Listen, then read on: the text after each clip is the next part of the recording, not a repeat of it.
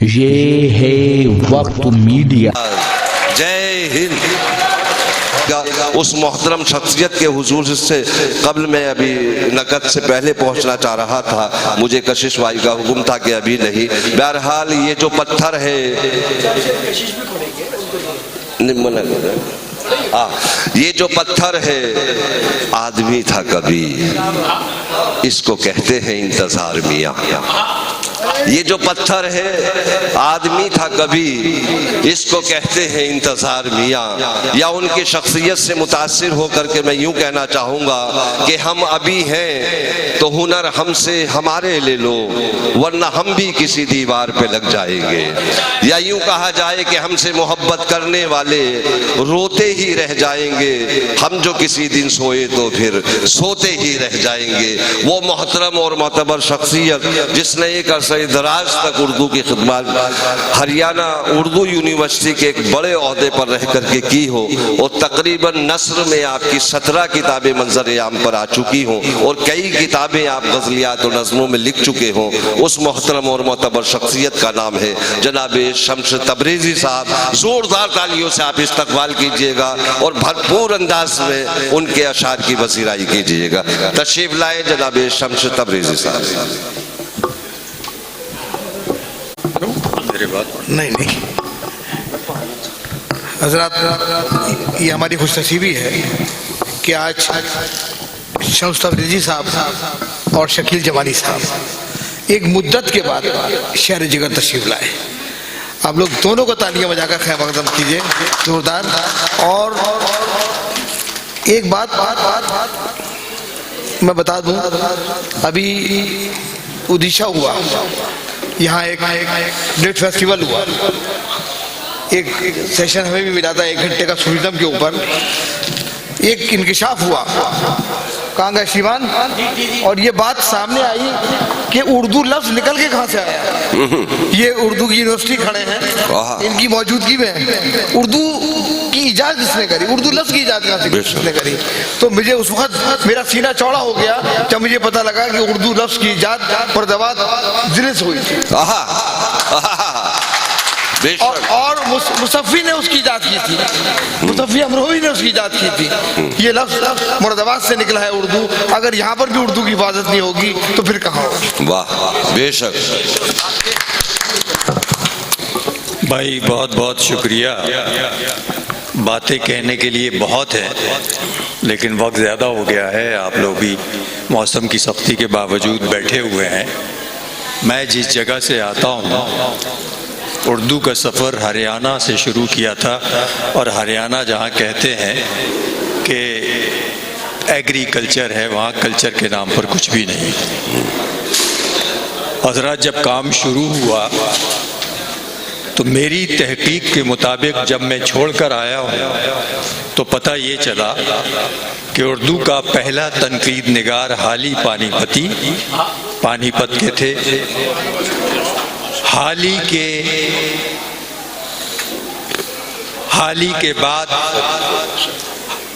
دنیائے اردو کے پہلے لغت نویس ہانسی کے تھے عبدالکریم، مولوی عبدالکریم۔ اردو کے سب سے پہلے مزاحیہ اور طنزیہ شاعری کرنے والے میر جعفر زٹلی نارنول سے تھے۔ جی۔ اردو کا پہلا ناول منشی گمانی لال نے لکھا جن کا تعلق روہتک سے تھا۔ جی۔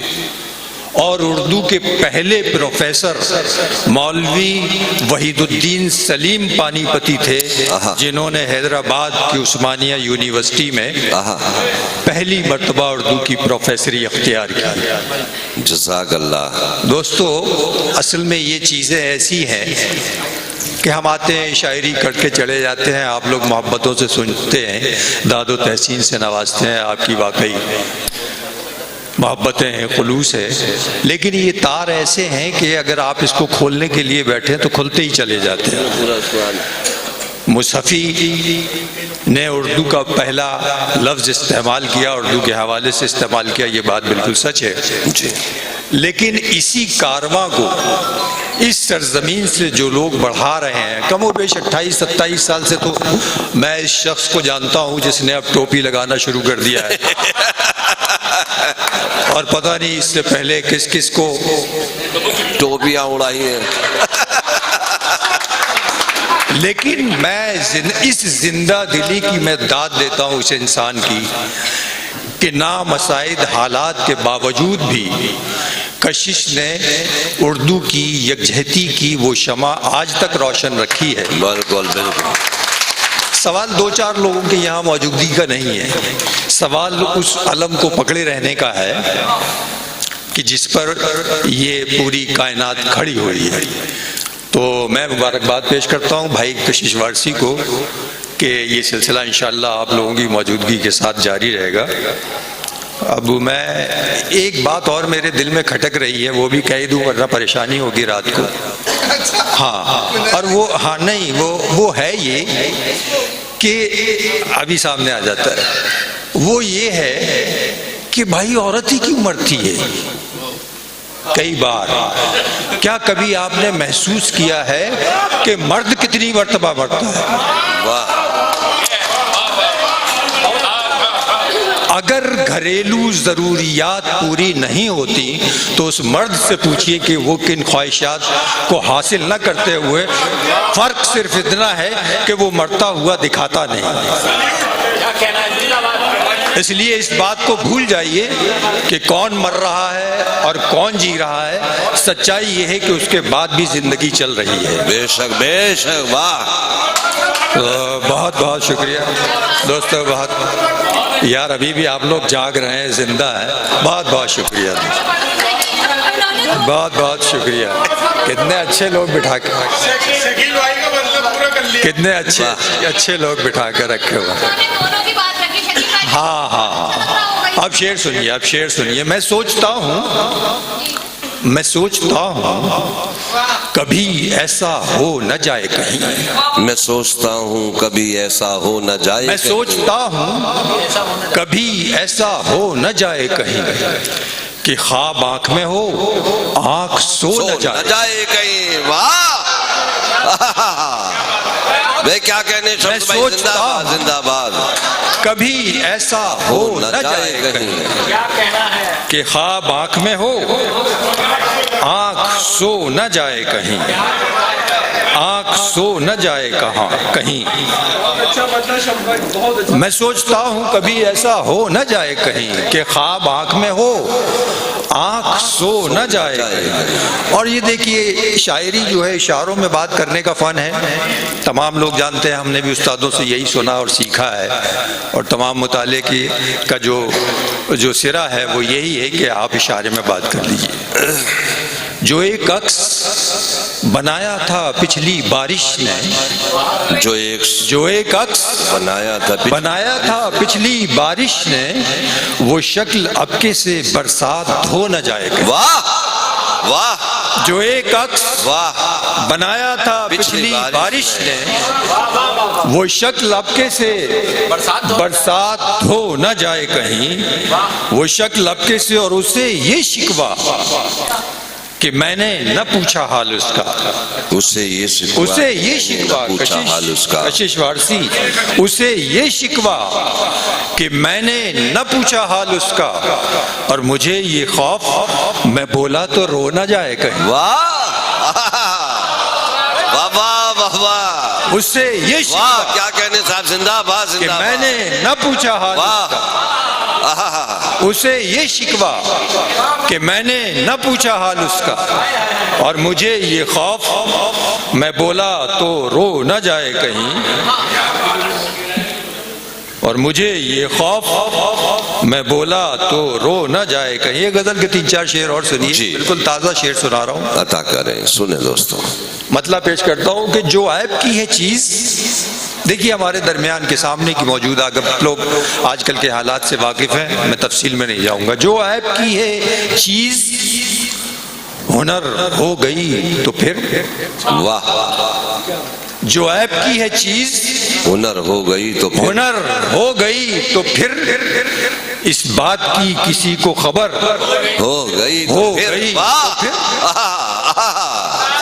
جو عیب کی ہے چیز ہنر ہو گئی تو پھر اس بات کی کسی کو خبر ہو گئی تو تو پھر اور وہ چاہتے ہیں شکوے شکایت میں شب کٹے، وہ جانتے ہیں شکوے شکایت میں شب کٹے، وہ چاہتے ہیں شکوے شکایت میں شب کٹے، میں سوچتا ہوں یوں ہی سحر ہو گئی تو پھر ہو گئی، واہ کیا کہنے صاحب، زندہ وہ باد چاہتے ہیں زندہ باد زندہ باد، وہ چاہتے ہیں شکوے شکایت میں شب کٹے، وہ چاہتے ہیں شکوے شکایت میں شب کٹے، میں سوچتا ہوں یوں ہی سحر ہو گئی تو پھر،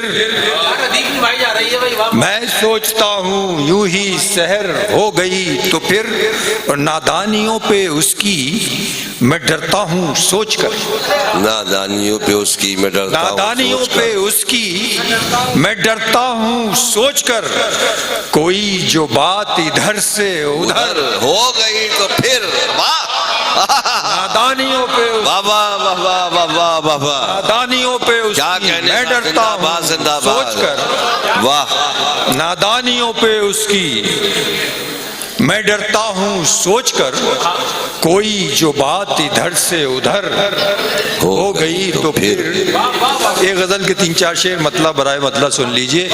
عرض کرتا ہوں کہ کسی کی چاہ میں دل کو جلانا ٹھیک ہے کیا؟ کسی کی چاہ میں دل کو جلانا ٹھیک ہے کسی کی کیا؟ چاہ میں دل کو جلانا ٹھیک ہے کیا؟ خود اپنے آپ کو یوں آزمانا ٹھیک ہے کیا؟ کسی کی چاہ میں دل کو جلانا ٹھیک ہے کیا؟ خود اپنے آپ کو یوں آزمانا ٹھیک ہے کیا؟ اب شکار کرتے ہیں اب لوگ ایک تیر سے دو، شکار کرتے ہیں اب لوگ ایک تیر سے دو، کہیں نگاہ کہیں پر نشانہ ٹھیک ہے کیا؟ واہ ٹھیک ہے کیا؟ واہ، شکار کرتے کیا کہنے، ہیں زندہ باد زندہ باد زندہ باد، شکار کرتے ہیں اب لوگ ایک تیر سے دو، کہیں نگاہ کہیں پر نشانہ، واہ ٹھیک ہے کیا؟ کہیں نگاہ کہیں پر۔ اور یہ شعر دیکھ لیجیے، بہت سی باتوں کو دل میں بھی رکھنا پڑتا ہے، یہ مرد جانتے ہیں، بہت سی باتوں کو دل میں بھی رکھنا پڑتا ہے، بہت سی باتوں کو دل میں بھی رکھنا پڑتا ہے، ہر ایک بات ہر ایک کو بتانا ٹھیک ہے کیا؟ بہت سی باتوں کو دل میں بھی رکھنا پڑتا ہے، ہر ایک بات ہر ایک کو بتانا ٹھیک ہے کیا؟ ہر ایک بات۔ اب یہ غزل کا شعر کہ گلاب لب تو بدن چاند آتشی رخسار، گلاب لب تو بدن چاند آتشی رخسار، نظر کے سامنے اتنا خزانہ ٹھیک ہے کیا؟ گلاب لب تو بدن چاند آتشی رخسار، نظر کے سامنے اتنا خزانہ ٹھیک ہے کیا؟ اب یہ شعر جس کی وجہ سے مجھے غزل کہنی پڑی، مجھے پسند ہے، آپ حضرات کو پسند آئے گا۔ عرض کرتا ہوں کہ تمام شب میری آنکھوں کا خواب رہتے ہو، شکیل بھائی شعر سے، تمام شب میری آنکھوں کا خواب تمام شب میری آنکھوں کا خواب رہتے ہو، تمام رات کسی کو جگانا ٹھیک ہے کیا؟ واہ ہے کیا؟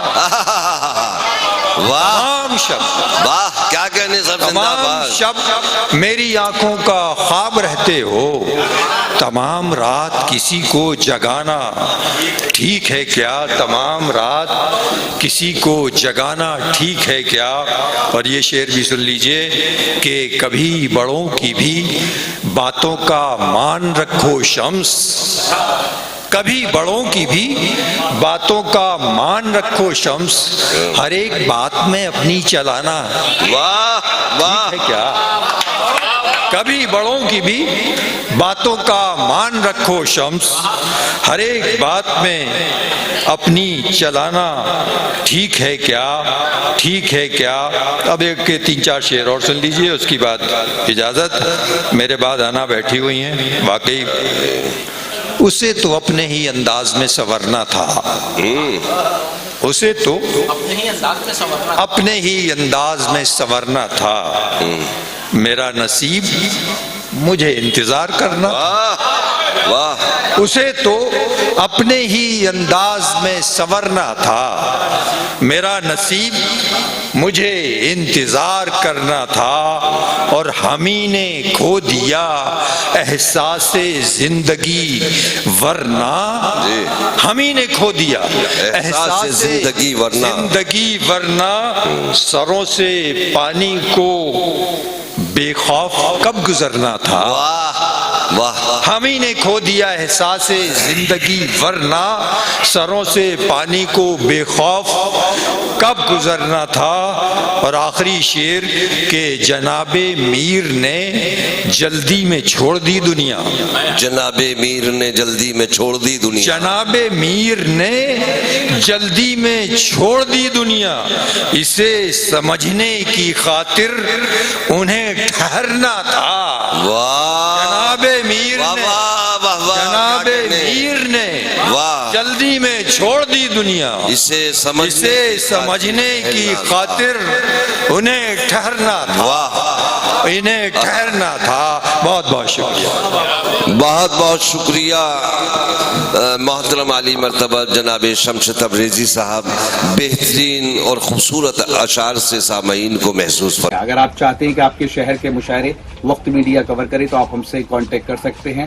ہمارا کانٹیکٹ اور واٹس ایپ نمبر ہے 9997640286۔ پھر کسی شہر سے کسی اور مشاعرے کو آپ تک پہنچائیں گے۔ میں شفیق خان، وقت میڈیا کے لیے۔